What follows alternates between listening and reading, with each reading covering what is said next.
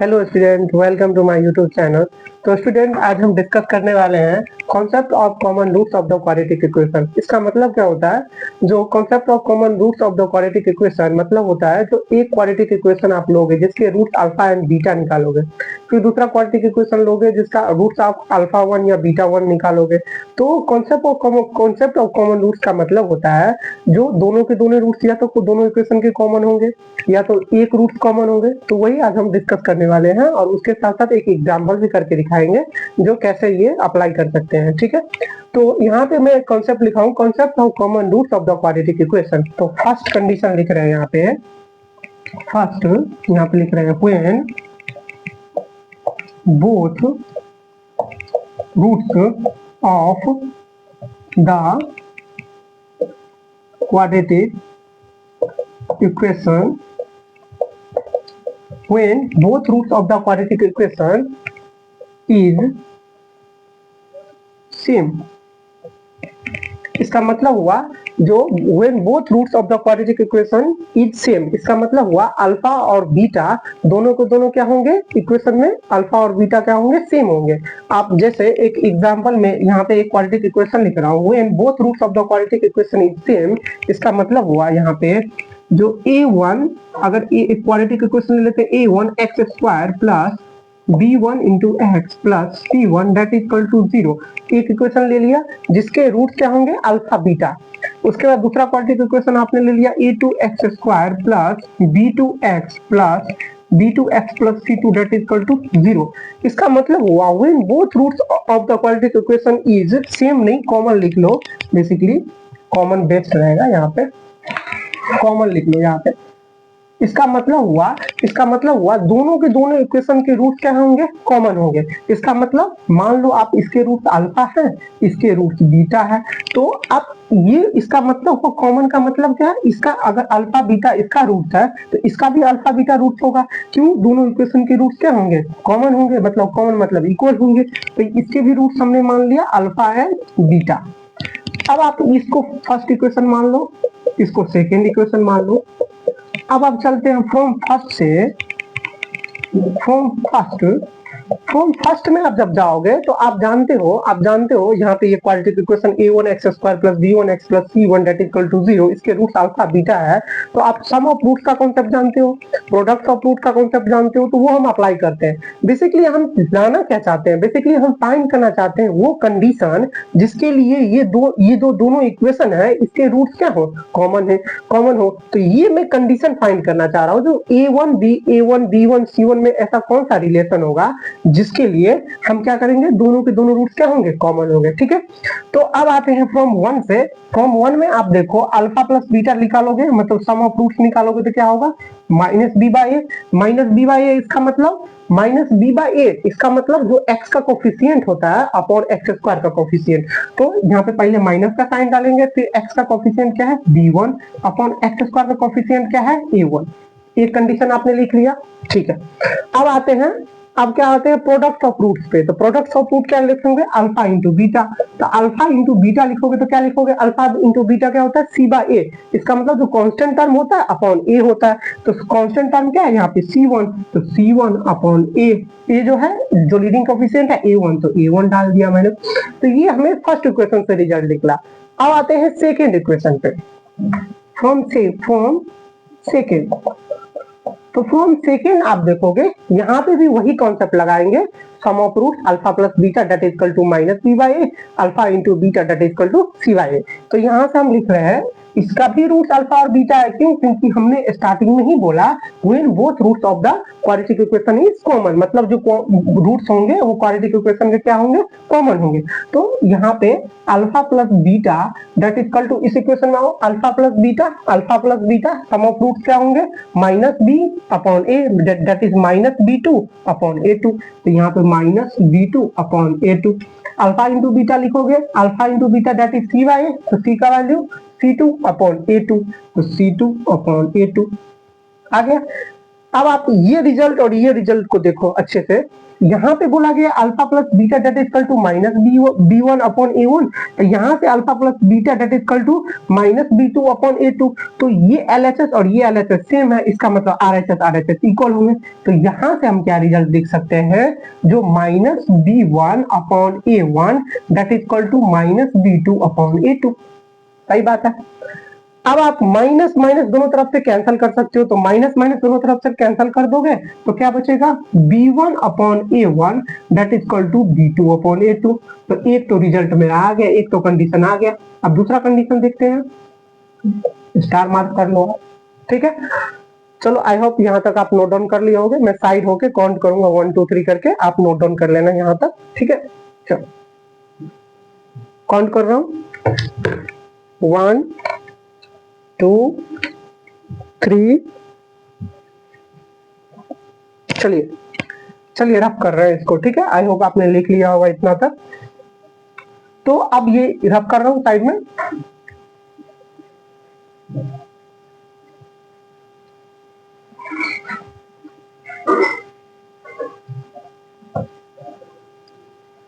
अब आप दूसरा रिजल्ट देखो, alpha into beta that is C1 upon A1 और alpha into beta that is C2 upon A2। तो ये LHS इक्वल है, इसका मतलब RHS क्या होंगे, इक्वल होंगे। तो यहाँ से क्या कंडीशन आएगा, यहाँ से कंडीशन आएगा C1 अपॉन, ऊपर लिख दे रहा हूँ, ऊपर में क्या कंडीशन आएगा, C1 upon A1 that is equal to C2 upon A2।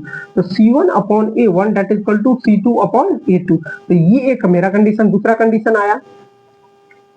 ठीक है, अब आप देखो ये b1 upon a1 that is equal to b2 upon a2 that is equal to c1 upon a2 that is equal to c2 upon a2। तो अब देखो कोई कॉमन रिजल्ट आने वाला है क्या, तो कॉमन रिजल्ट इसमें क्या आने वाला है, बेसिकली क्वाड्रेटिक इक्वेशन हमने क्या लिखा था, एक इक्वेशन लिखा था a1 x² plus b1 x plus c1 that is equal to 0। यहाँ पे सारा कंडीशन मेंशन करना पड़ेगा। स्टार्टिंग में अगर मेंशन नहीं किया हूं तो यहाँ पे आप मेंशन कर लो, जो a1 होगा शुड नॉट इक्वल टू 0 होगा और a1, b1, c1 belongs to real number. ठीक है, दूसरा कंडीशन, दूसरा इक्वेशन लिखा था a2x² plus b2x plus c2 that is equal to 0। यहाँ पे क्या लिखा था, a2 does not equal to 0 और a2, b2, c2 belongs to real number. ठीक है, तो ये सारा कंडीशन अगर नहीं लिखा था स्टार्टिंग में तो आप मेंशन कर लेना। मैं अकॉर्डिंग टू पहले से ही स्टार्टिंग से ही लेक्चर से मैं ये कंडीशन सारा मेंशन कर रहा हूँ, तो ये मैं लिखना यहाँ पे लिख देना चाहिए था बिकॉज ऑफ, लेकिन यहाँ पे नहीं लिखा हूँ तो यहाँ पे मैं मेंशन कर दिया हूँ। ठीक है, तो अब आप बोथ रूट्स ऑफ कॉमन का कंडीशन क्या हो जाएगा, एक तो ये कंडीशन आया C1, स्टार मार्क कर रहा हूँ, C1 upon A1 that is equal to C2 upon A2। तो आप इधर से देखो इसको इनवर्स, तो ऊपर इधर भी आप क्या करो, क्रॉस मल्टीप्लाई कर लो, बेसिकली क्रॉस मल्टीप्लाई कर लो। तो क्या हो जाएगा, C1 into A2 that is equal to, इधर कर लोगे तो C2 इंटू A1। तो अब आप आओ ये देखो A2 अपॉन A1 कर लो, A2 upon A1 that is equal to क्या आ जाएगा, C2 अपॉन C1। तो एक तो ये हमारा कंडीशन आया।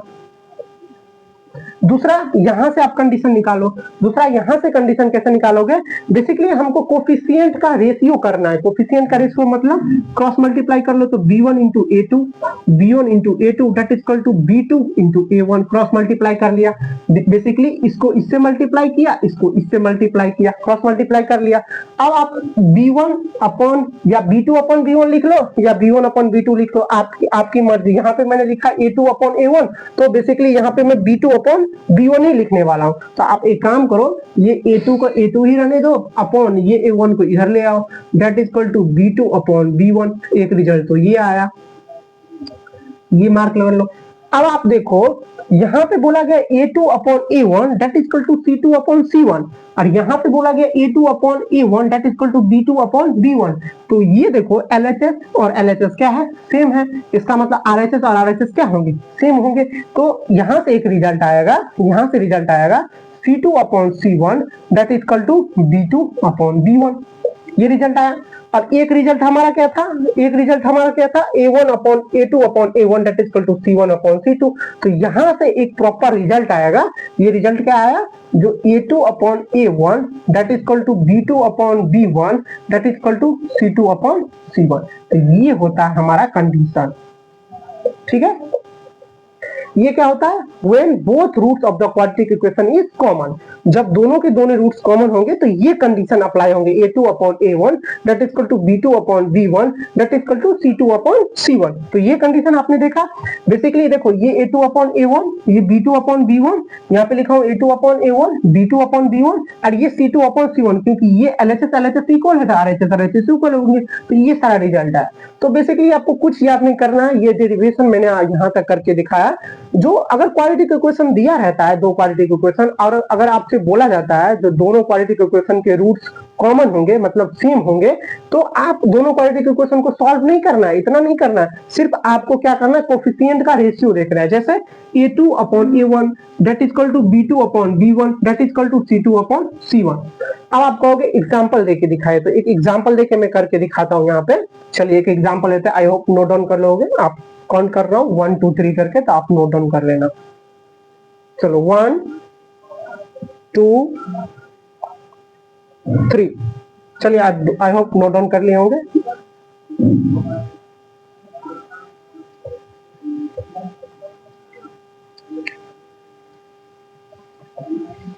ये था कंडीशन, क्या लिखा था, व्हेन बोथ रूट्स ऑफ, यहाँ पे लिख देता हूँ यहाँ में, when both roots of quadratic equation is common.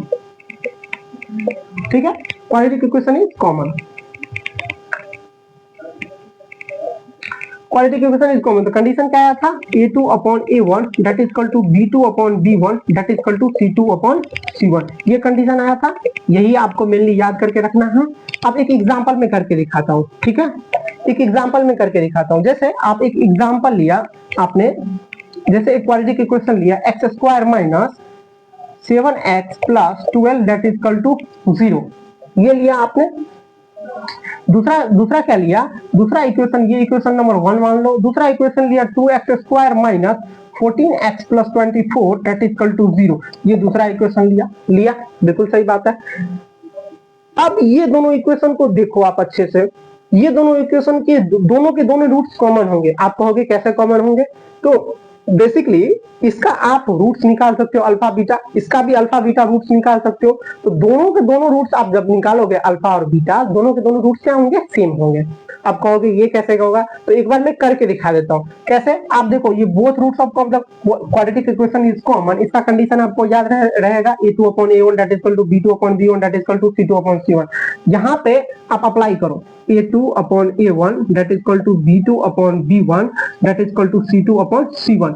तो आप a2 का वैल्यू क्या है, a2 का वैल्यू क्या है, a2 का वैल्यू 2 है, तो 2 upon 1 that is equal to b2 का वैल्यू क्या है, -14 अपॉन b1 का value -7, c2 upon c1 that is equal to c2 कितना है 24 अपॉन c1 कितना है 12। आप देखो 12 1 जा 12, 12 2 जा 24, 7 1 जा 7, 7 2 जा 14, अब माइनस का माइनस के आंसर 2 अपॉन 1। तो देखो ये 2 इक्वल टू 2 इक्वल टू 2, तो यही तो कंडीशन था, जो ये सारे क्या होंगे, इक्वल होंगे। तो देखो ये कंडीशन सेटिस्फाई कर रहा है, इसका मतलब हमको रूट्स निकालना नहीं है, हमको इसका रूट्स भी नहीं निकालना और इसका रूट्स भी निकालना नहीं है, सिर्फ हम कंडीशन से पता कर लिए।